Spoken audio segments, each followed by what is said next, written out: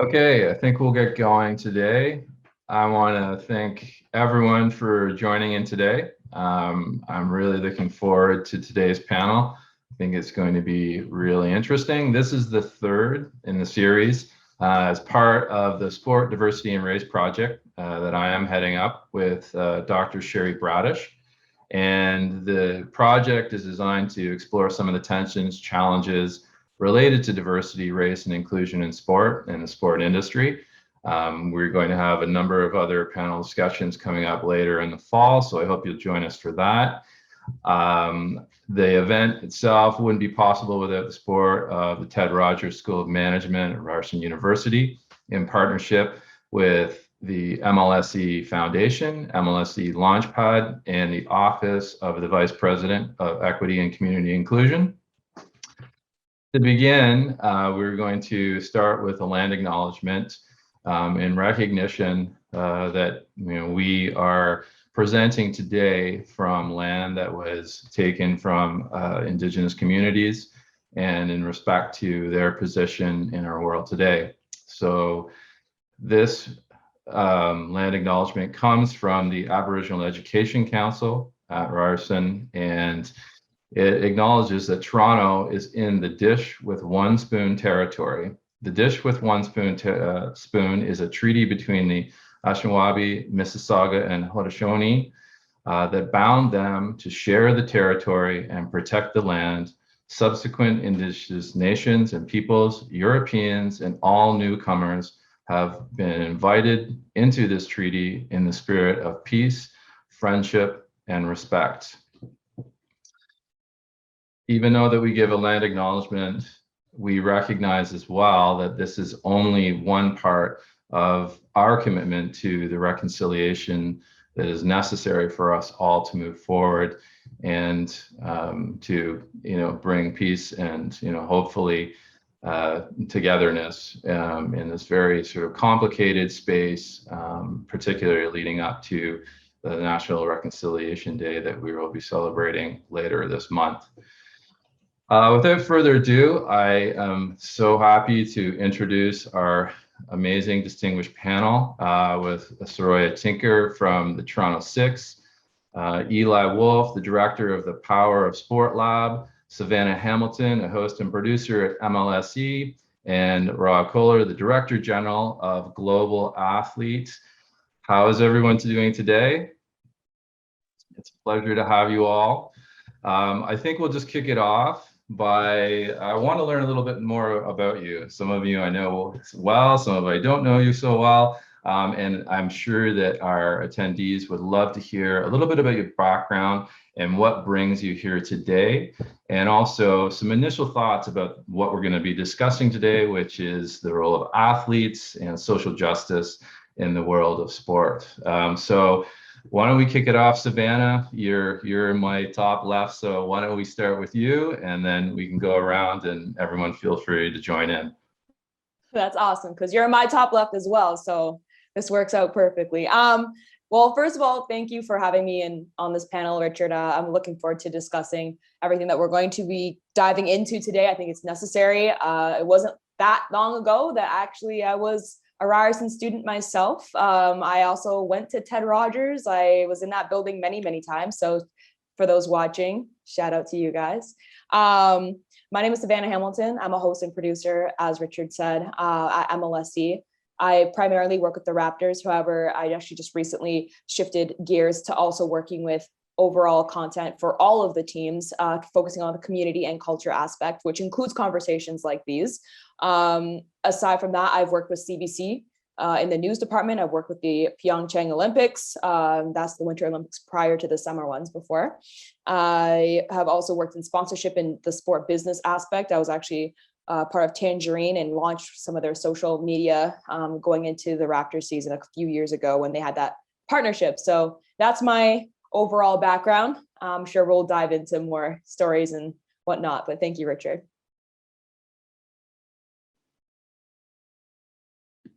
Who wants to go next?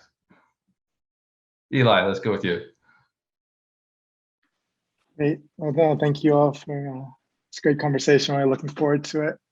I'm based in Boston, Massachusetts. I've been here for the last 20 years or so. I came up to Boston to work with Dr. Richard Lapchick. So Richard Lapchick has been one of my main mentors and influences. And if you're not familiar with Richard Lapchick, I would encourage you all to kind of read up on his work and his history of activism and social change work, particularly around race and sport.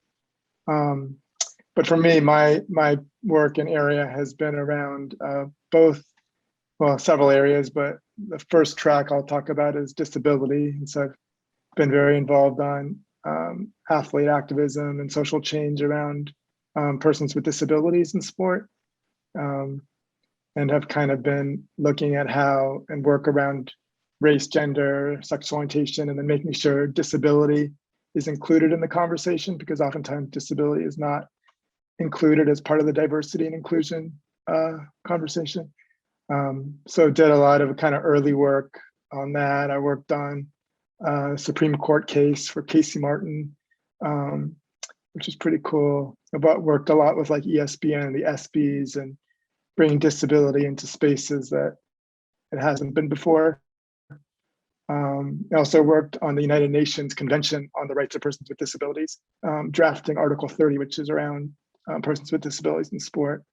And that work kind of led me into the second phase, which is kind of the broader spectrum of not only disability, but kind of disability as a lens, but to see that it's much broader and really looking holistically at athletes' rights and social change. And so developed a project, mostly kind of my main interest is around kind of the role of research to connect, I've always had kind of academic anchors at Brown University, at other universities, UConn, I'm actually now faculty there as well. And the relationship between research and activism and education. And developed this project, Athletes for Human Rights, to look at kind of the movement way back like 15 years ago. And so it's been really cool to see the evolution that's happened over the years. Wrote an article with Peter Kaufman, a really cool article called Playing and Protesting, which was one of the first articles that really looked at athlete activism from an academic standpoint. But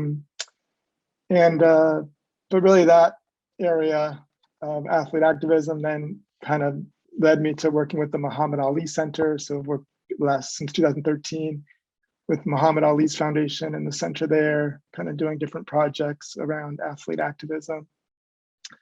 And then I guess the third area has been on this movement of sport for development. Around the time I was doing some of the United Nations work was when the United Nations was developing its sport for development initiatives, and started working quite closely in that area globally.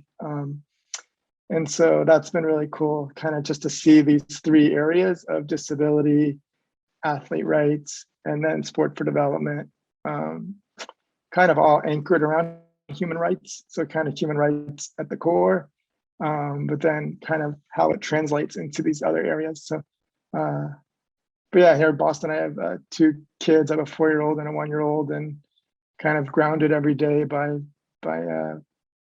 just being with my family. And but no, I really enjoy this. Looking forward to the conversation. It's amazing. Soroya, how about you? Yeah, for sure. So I'm Saroya. I'm currently based in Toronto now. I live permanently in Calgary, Alberta, but I'm here in Toronto for season. So I currently play in the PHF, Premier Hockey Federation, which was formerly known as the National Women's Hockey League. Prior to playing for the Toronto Six, I was drafted to the Metropolitan Riveters after finishing my 4 years at Yale University, where I studied the history of science, medicine, and public health. But throughout my career, I experienced quite a bit of racism in my sport, playing ice hockey. It's very white. And with that, after graduating and now playing professionally, I really wanted to make it my goal to make it more diverse and inclusive for the little girls behind me. So now I run my mentorship program, Sororia Strong. I mentor girls all across North America virtually. I do a lot of public speaking, speaking on my experience, my story. And I now also I'm the host of my podcast, Shut Up and Play, where we focus on athletes as activists and give them a platform to share their opinion, talk to general managers of teams, Olympians and whatnot. So I'm looking forward to my season that starts in October, but right now I'm in Toronto and I'm looking forward to this conversation as they're always needed and I love having them. Rob? Hi, Richard. Thanks for having me.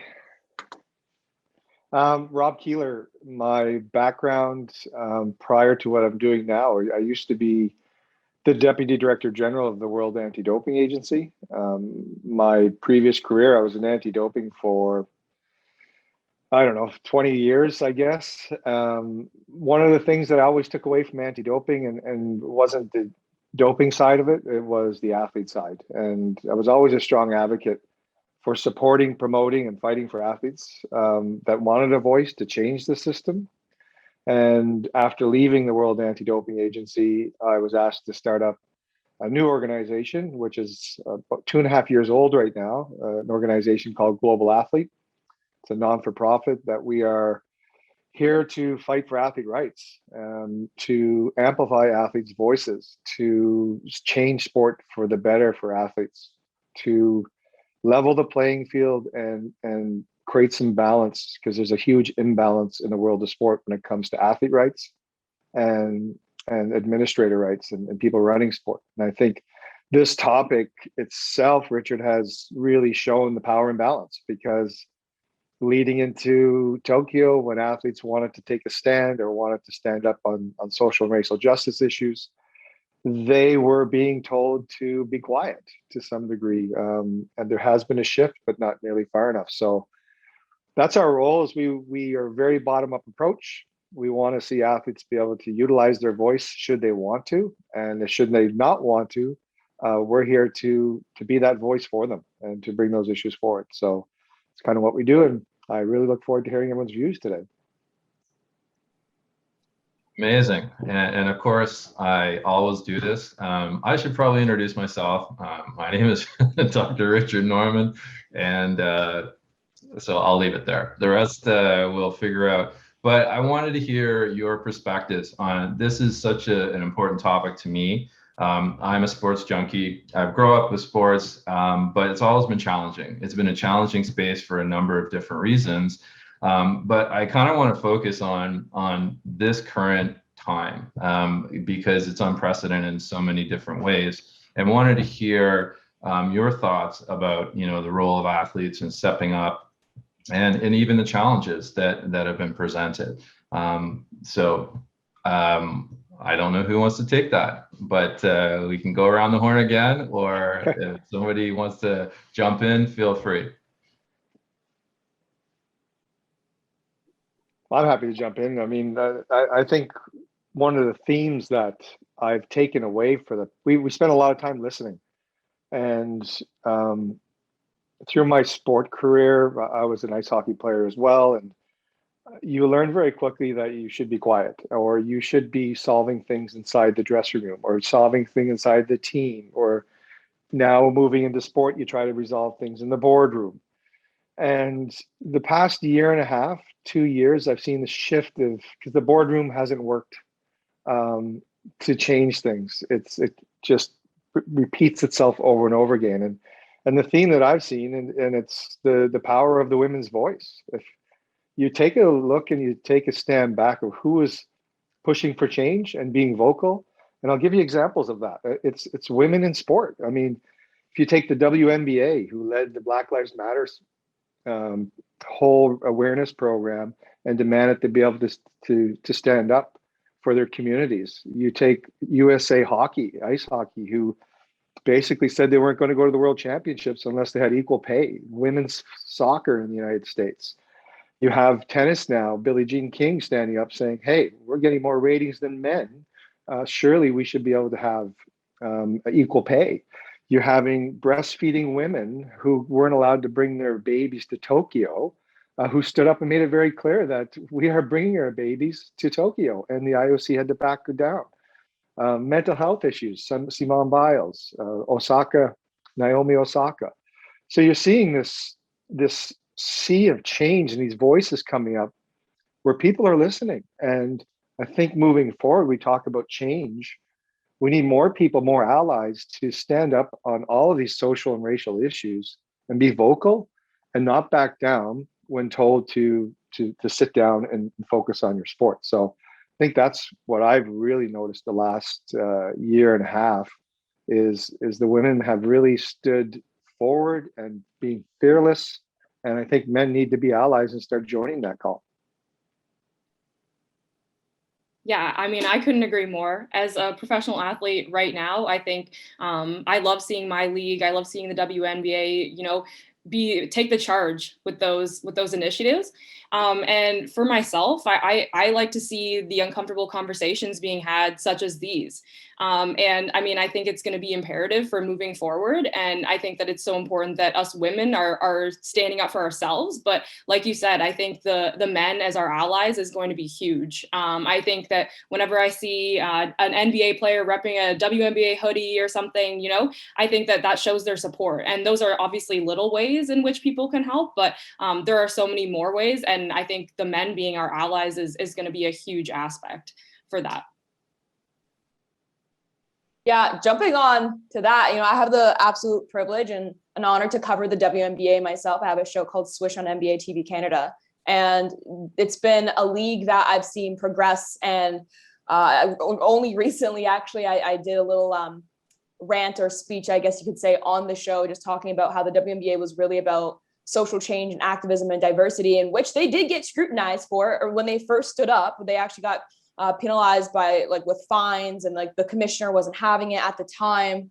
But then of course their voices eventually were heard, and then the NBA started following suit, and they kind of started to set a trend. But Colin Kaepernick is also somebody that also stands out to me within the past couple of years of social change as well, which is incredibly brave. Because Rob, I would love to even hear your thoughts. Maybe we'll get to that in the conversation. I'll take over Richard's job, but in terms of why men feel like they can't just be as loud as maybe women have been in social activism roles. And as we see in the WNBA, especially in the LGBTQ plus community, they're fearless. They're not scared to come out.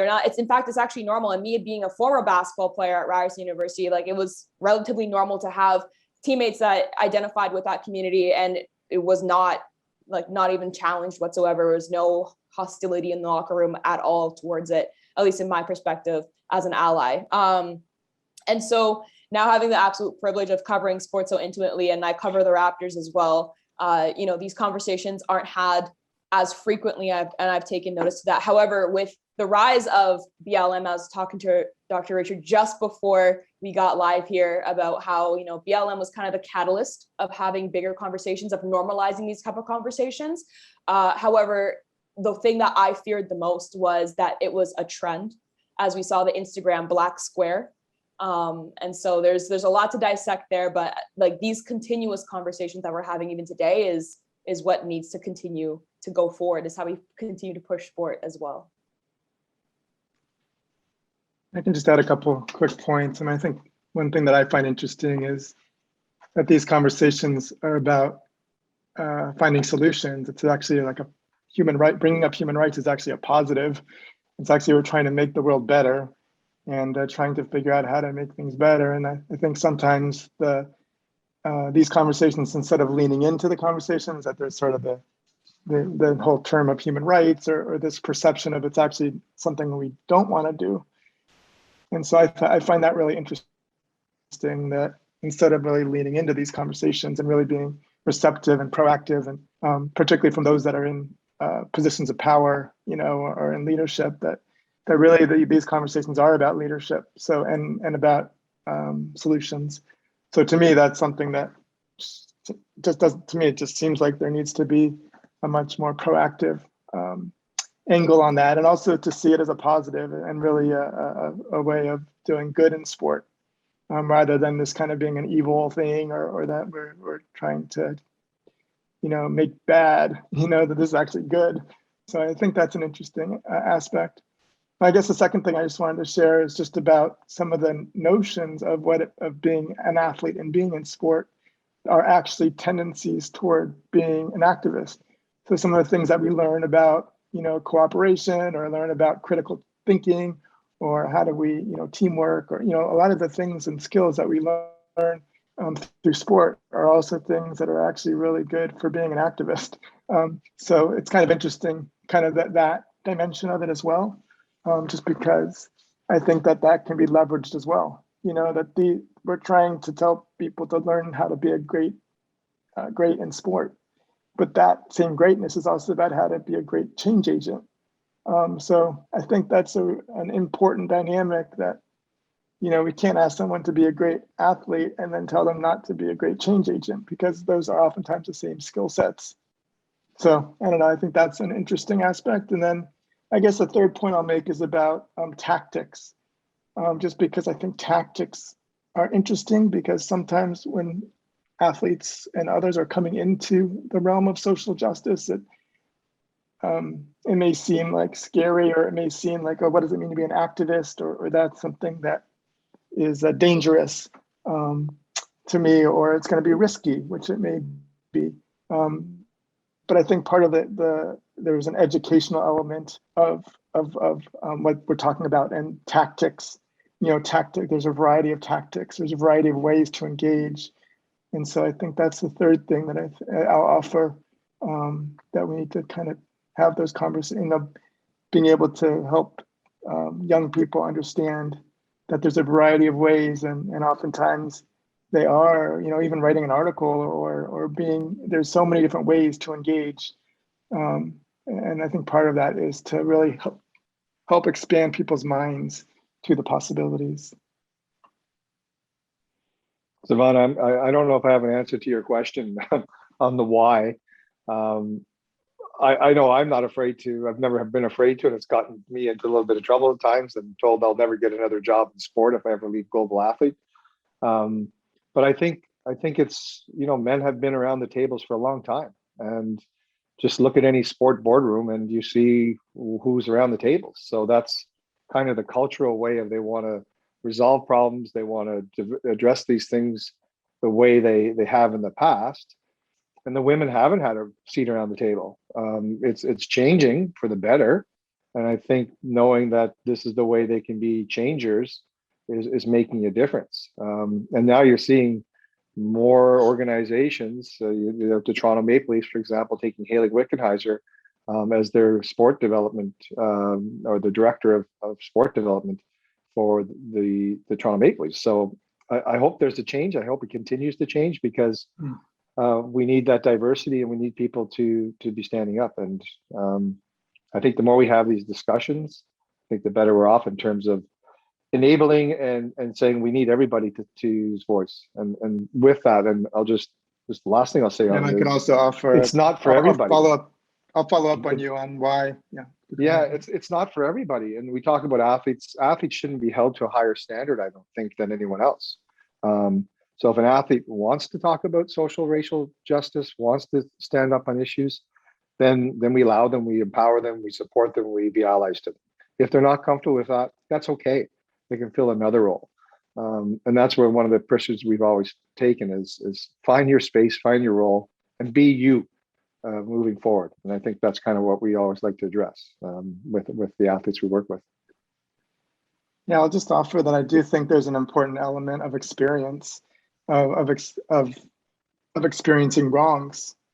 Because if you haven't, like for me, as a person with a disability, as somebody that has actually really faced challenges, even though I am white, I have a disability, and I've had experiences that have informed, why I'm engaging in social justice. And so I think that oftentimes it is about the lived experience. Is it a experience of privilege?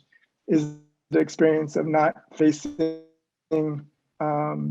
challenges or facing adversity, or really being able to put yourself in a situation of knowing, if you haven't actually lived even a small thing, like, my wife used a wheelchair, and there's just oftentimes there's this little ledge of every restaurant. So you can't get into the restaurant because it's like a ledge, but all they have to do is just put like a little ramp in there, and that's going to actually be better for everybody. It's going to be better for mothers with strollers. It's going to be better for elderly. It's going to actually be better for everybody. But there's like hundreds of restaurants throughout Boston and all over the East Coast, for example, that you just can't get into. But the lived experience has not been there to say, well, I'll just put a ramp in, you know?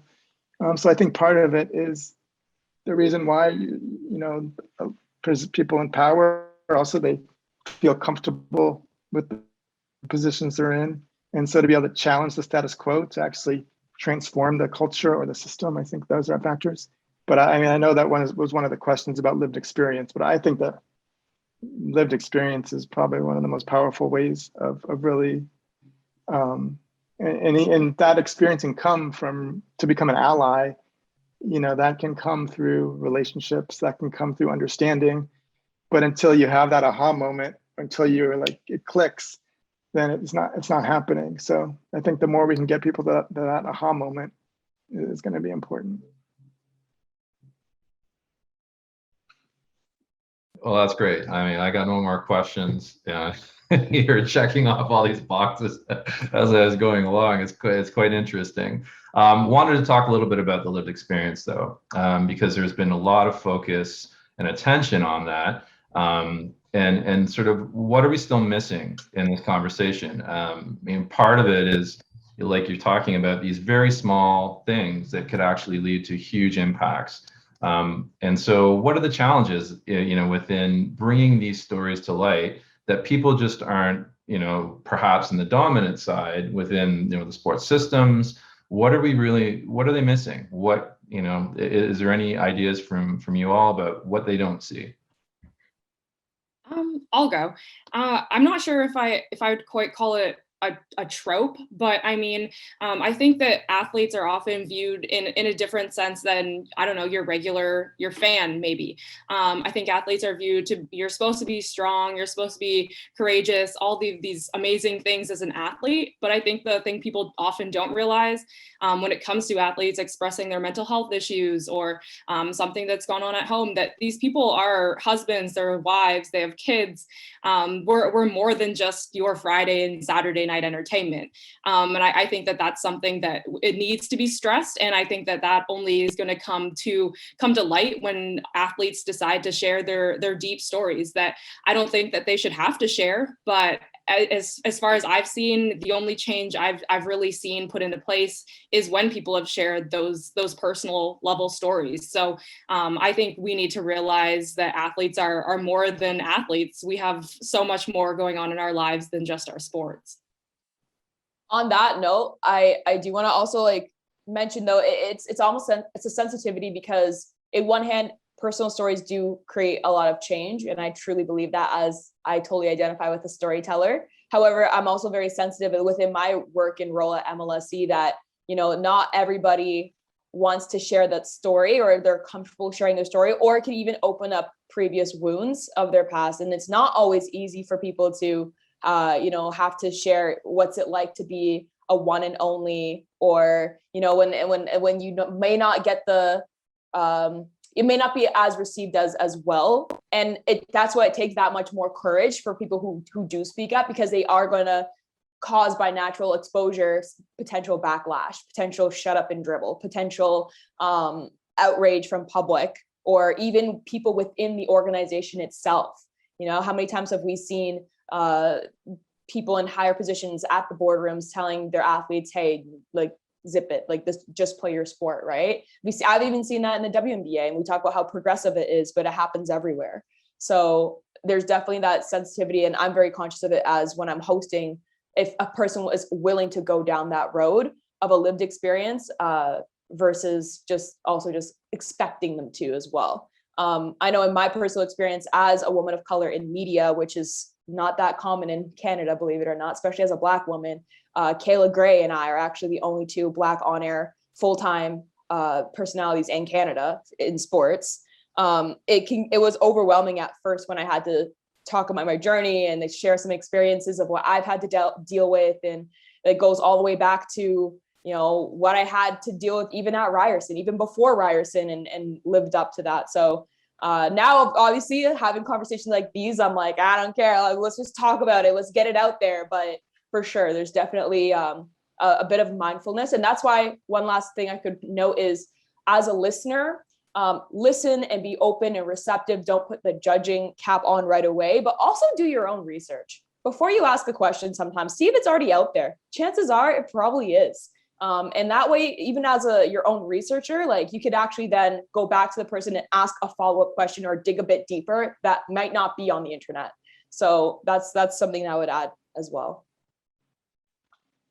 Yeah, I'd just like to echo just exactly what Savanna and Sororia said, but also just in terms of just the ability to put an idea out there. You know, I think that is sometimes very scary or risky, but sometimes it's received well, and sometimes there's a difference between being a current athlete, being a former athlete. But just to even put an idea out there, like, oh, this should be changed, or could you, making that request. I think just the ability to actually put that into words or give voice to that, put it into the world that this is a recommendation.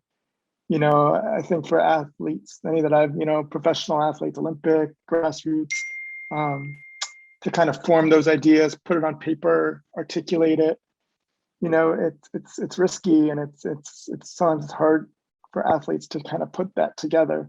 And also, again, to the point about, doing the research or knowing what's already been done, knowing the history a little bit. But I do find that, once that empowerment piece can come, like, just being comfortable to actually just share and feeling like you can just put it out there. But then it's about how, how is it going to be received on the other side? One thing I always say is that I've had advocacy projects and initiatives where it's been like overnight, like you make the proposal and the next day it's done. But I've also had proposals that have taken 5 years or 10 years. So the speed of change can happen. Yep, part of it is just being ready for resistance or ready for there to be received fast. And so I think that there's lots of these factors, but I think it's about how do we give voice to it, and how do we really just be willing to say, oh, I really think you need to make your diversity policy really inclusive because right now it's not, or something like that. And I think that can be the part of the challenge, but I think the more and more we get folks to feel comfortable to make these proposals and to strategize and to be thoughtful and knowledgeable about it, then the better we're going to be. Yeah, I think one of the things I've taken over the past year and a half, 2 years is the power of the collective, where athletes collectively getting together to stand up on issues on social racial justice. I know Global Athletes worked with 14, 15 athlete groups and organizations and thousands of athletes to ask the IOC or demand the IOC rescind Rule 50 and the IPC rescind Section 2.2 that limits freedom of expression. And we talk about collective, what's happening in USA Gymnastics. So the collective coming forward and exposing the truth. And I'll take it even further. The collective is so important if you talk about the power imbalance in sport. Athletes have zero power in Olympic sport and in Paralympic sport, but in the Major League Baseball, National Hockey League, they have that collective bargaining approach. It's not perfect. The WNBA has it, the NBA has it, but it does provide that support and protection to athletes that want to make a stand or take a position on things. Whether it's a union, whether it's a collective approach, I think moving forward, that power imbalance needs to be corrected. That's what we're pushing for, where athletes do feel supported, they do feel like they have a collective, and when they do stand up for issues on social racial justice and diversity, that they're backed and supported by those representing them. And until we get there, I think we're going to continue to see athletes push back, athletes being used and being told to be quiet. And that's why it's so important to have these discussions is let's shift that power imbalance. Let's put athletes first and not just say we're putting athletes first, and balance it out and support them throughout their journey. And until we get there, I fear, Richard, that we'll have this discussion in another 5 years. So that's why we need to continue to push for it. Yeah, it's amazing. Just to everyone who's tuning in, please, there's a couple questions that come in, but if you have a question, just throw it in the Q&A and, hopefully we'll get to it. On that idea of the sports systems, I kind of want to dive into that. We've touched on the Olympics a little bit. We've touched on the sports systems that are supporting athletes. What are we missing? What needs to change within those areas that, like why I don't want to be here in 5 years. We all don't want to be here in 5 years. So, what do we need to do? Yeah, it's another session, Richard. I said it already, the power imbalance, collective bargaining, having athletes having equal say, whether that's right away or athletes having veto power or anything, any rule that's put in place that directly affects them. Starting point. The whole movement and to ensure that sport is held accountable to its decisions, that they're not above the law, and they need to respect the law that surrounds them. And that's part of the problem with Olympic sport. They hold investigations when there's issues. They write a report. They make a whole bunch of recommendations moving forward, and nothing gets done. It's a big facade. And who's making people accountable to ensure that the things that have gone wrong do not happen again in the future? And that again comes from athletes having representation, being supported, and demanding more accountability from those that run sport. Because surely sport demands a lot from athletes and makes them accountable for their performances, for what they do on the field, what they do on the ice, wherever they are, what they do off the field. So we need to have that balance. And to me, that's the big picture moving forward, and that's what needs to be done to manage and tackle all these issues that we're talking about. Yeah, I would say there's a element of sort of the know your rights movement that needs to continue to happen, because I still feel like there's, the majority of athletes don't know their rights. And so, it's pretty fundamental, but, I think that we still have to keep building on that, and building on that educational piece, so that at every level and in all ways that there can continue to be more education and more understanding and more awareness of.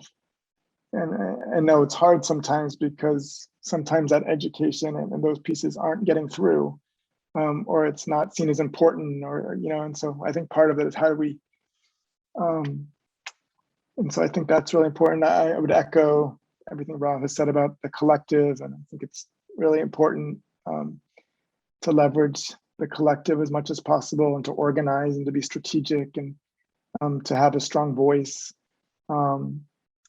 And then I think there's critical people. Sometimes they're not always the CEO or the leader, but sometimes it may be the coach or the parents.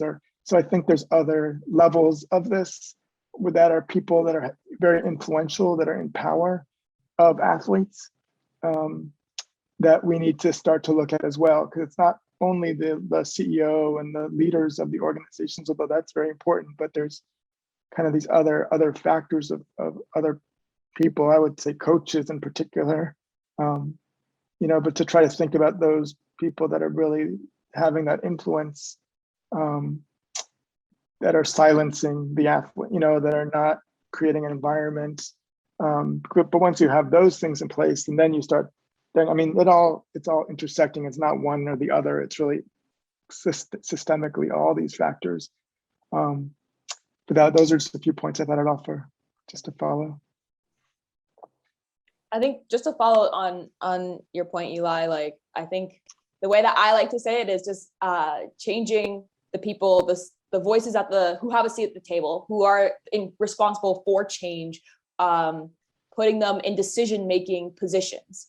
Because I think we see a lot of the same voices at the table currently. And maybe it's not necessarily, and I know, Richard, you gave a hypothetical 5 years, and I personally think that's a little optimistic, considering oppression has been systemic for hundreds of years. But, if it was to change within maybe 10, 15 years with more diversity in those types of roles, in those positions, and it happens not even just we can't just have a position open all of a sudden. Vice president of this is now can now be we're looking for somebody with a certain racialized background. No, because are those people even put in positions to be qualified? Has the system led them up? There's so many steps up to these types of decision-making positions at huge executive notions. It's not just, let's have this open and the first candidate that is of a racial diversity. No, they have to be qualified too. And in order to be qualified, they have to have previous experiences that allow them. But the problem is that a lot of these previous experiences come from a place of privilege, basically. So like in a business and organization sense, because a lot of people of minority communities have had to work more part-time jobs instead of having to go get a certain educational background, or have had to potentially sacrifice something else so that they can't take this unpaid internship that would have led to a better experience, that would have led eventually to a change-making position. So it's an entire system when I think about the real organizations of change.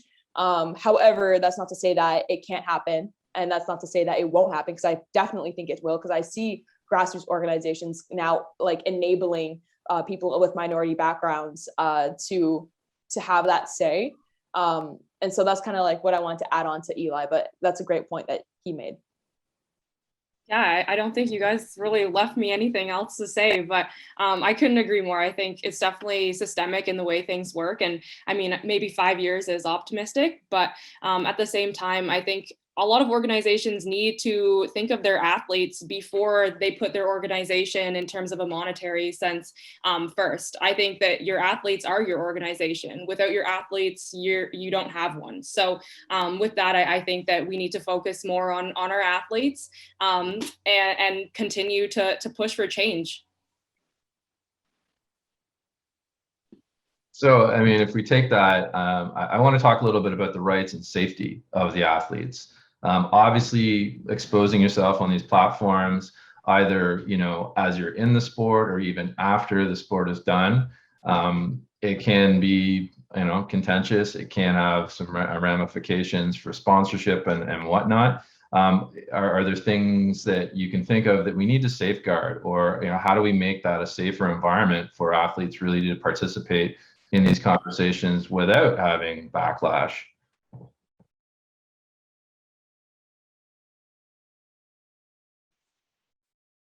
Definitely. Yeah, I mean, I think there's the whole kind of booze bans and backlash factor, and being prepared for that. I know that there were discussions around, particularly from the US athletes, for Tokyo and other places, about securing their safety, for athletes that decided they would like to, whether it's put some form of expression, whether it's the sign on the wrist or an actual physical motion, or how they would express themselves for solidarity and so forth. That what would that mean for their safety, and whether that's providing them certain types of security within the village or when they go home. My understanding, and I wasn't super involved, but my understanding was that there was some thoughts around that, but there was not really a full-blown strategy, and so I do think that it is important, and again, we'll probably talk more about this, but just, the freedom of speech is so important, and athletes feeling safe and secure, and so for an athlete to be able to express themselves, and then to be able to come home and be able to be safe in their home. It's just so important that the organizations are supporting those athletes. I know, for example, in the Paralympics, there was an athlete that actually on the medal stand, he made a statement about on the stand, and then actually the federation spoke right after. I think it was coordinated, because USA Rowing made a statement publicly. They got behind this Paralympic athlete, and they secured him in that way, at least. And then even back, and USA Rowing has been great about how they're backing the athletes. But I think it can always be better. So I think this question about athletes and freedom of speech and so forth there's definitely room for improvement.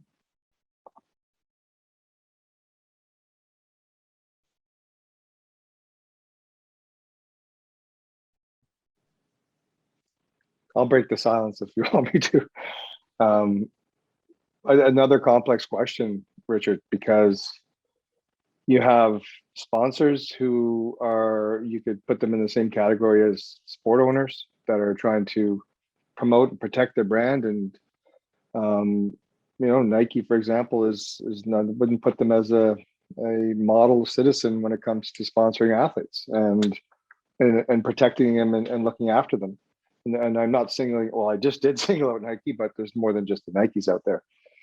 And then you have organizations we talk about supporting. And I was listening to the women's gymnastics testimonies yesterday. And, Ali Ryerson raised a very valid point. The press releases that you send out don't protect athletes. So leading to that, while you're putting press releases saying your athletes are first, they're actually not. And I give the example of Gwen Berry. When Gwen at the USA trials, she turned her back to the anthem. The US Olympic Committee and Paralympic Committee changed the rules to enable and to support and to promote and to allow every athlete to take the podium and to give them freedom of expression. And Gwen did that at the US trials, and the US OPC was silent. There was no statement on we're proud, where she's courageous. They just went silence on her. And what does that leave is that it sends a message to every single athlete and wants to do that after Gwen, is you go ahead and do it, but you're on your own. We're not going to protect you. We're not going to speak up for you, and good luck. And that creates that culture again that athletes are afraid to speak up, because the very organizations that do the press release, that say we're changing the rules, that say we're giving you freedom of expression, don't stand back and stand forward and say, good on you, Gwen. We support you. These issues that matter in our communities in the United States. And it's simply not acceptable. So I think that's, to me, is one of the issues we're seeing is great press releases from the Olympic movement saying the right things, but their actions don't follow those press releases. And I think that needs to change as well. And that's where accountability comes. Yeah, I feel like the US, being I was a Paralympian, and I've sat on the alumni board, and, I've been involved in different committees of US Olympic and Paralympic Committee, and also the, different athlete initiatives, and particularly in the United States. And yeah, I think, it was a step forward for the US to take the position. But again, yeah, I agree with Rob that there probably could have been some things to reinforce that statement. And I think just to kind of ensure that it wasn't, I think they did back there were ways they did back those athletes, and maybe, and sometimes it was more quietly. And I think part of it is, how do you not make it quietly? Because sometimes it's important to actually make it public that these are things that are happening to support the athletes. So yes, I definitely agree. Just wanted to share that.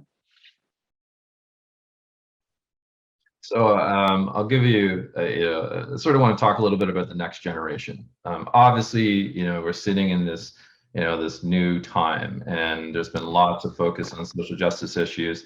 From all your different perspectives, have you seen, things shifting at the grassroots level? Soroya, in your, advocacy work and the people that you're working with, what do you see happening on the ground?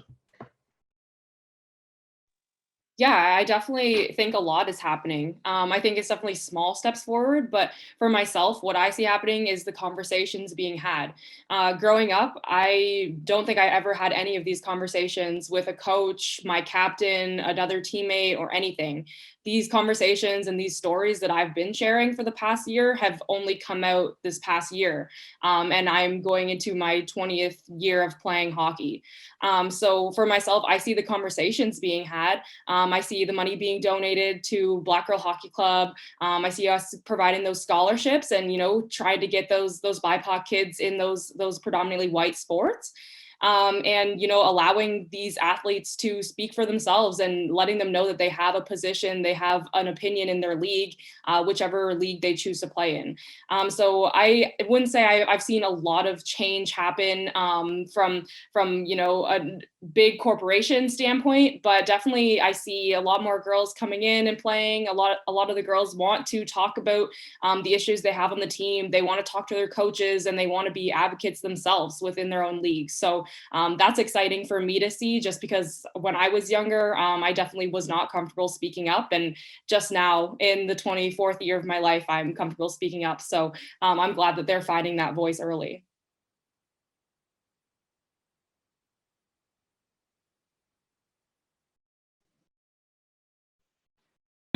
Anybody else? Yeah, and I'm happy to chime in. I mean, I feel like almost probably twice a week or 3 times a week, I'm contacted by a young person that has a new idea or a new project or a new athlete activism, perspective that they'd like to take. And so I think to me, that's really reassuring to see that there is more growth in this area, and there's more, and many of those people feel like they've just invented this whole thing, that they're the ones that have come up with the whole idea of athlete activism and athletes and social change. So part of it, I think, is again going back to education of like how people understand the landscape. There are various organizations, global athletes oftentimes, out there to, other groups that, just saying, oh, check these groups out, that this is happening. Also maybe read a couple articles of how this, whether it's on 1968 or, other areas to kind of help people gain some perspective. But also just in terms of the level of organizing, particularly on college campuses, you're starting to see more like sport and social change clubs. Like you're starting to see that happening on college campuses, which is a good sign that this is actually taking a foothold. Oftentimes college campuses are organizing, you see that organizing on social issues, young people. And so now that we're seeing that around sport, I think is a really interesting move and an interesting momentum in this area. But yeah, I guess I would just say that I'm, reassured, that there is this growing interest. I mean, this kind of critical mass is building. There's, just been years and years. I mean, really since like the 70s of educators, that have been putting this out there. And so now it seems like it's starting to take foothold. Again, I still think there's ways to go, but I think I'm feeling a little bit that we're seeing this movement, and it's not just a moment, but a movement.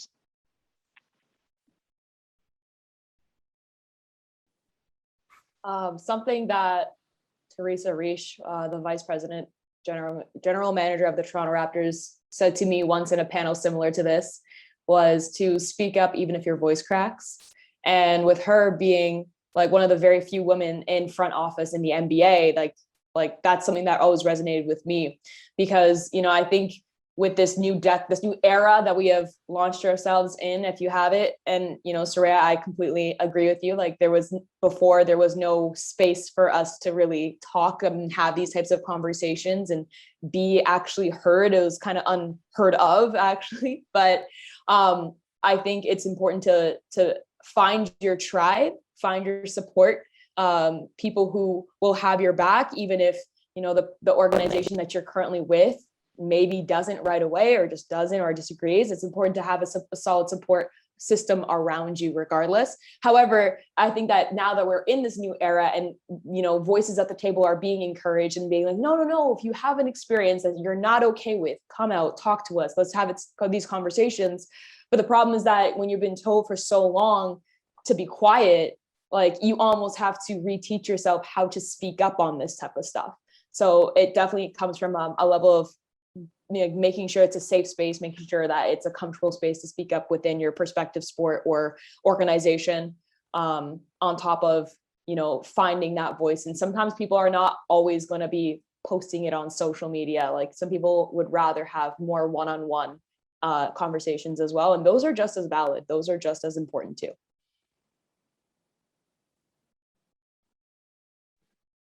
Rob, the last word to you.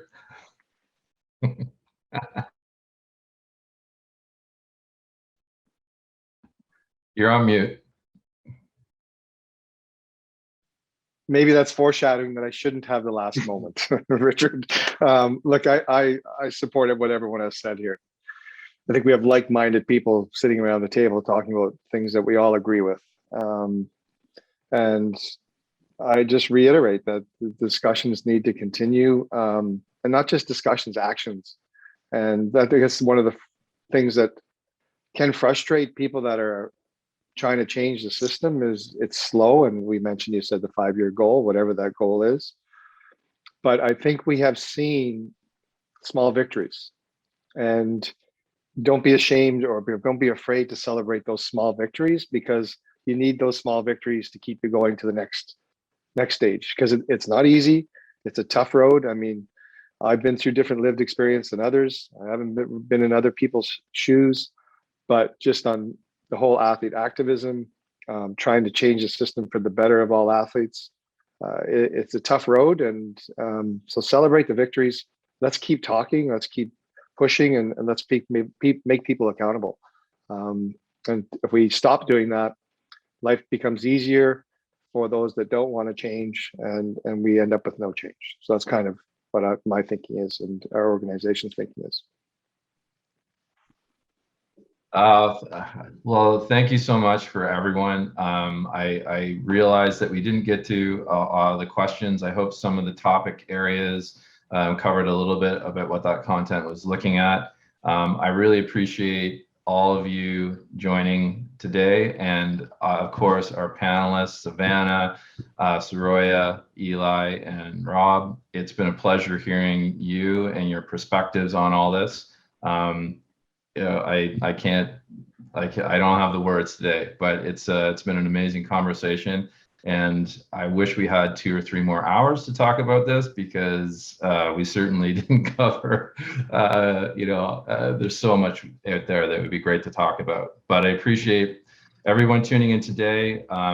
Again, this will be recorded and posted, and anyone who hasn't been able to see it today, please forward this on to people, and you can stay tuned for all that information.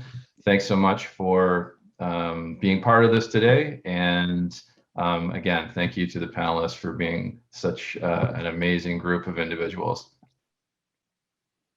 Thanks for having us, Richard. Thank you. Thanks, Richard. Thank you so much.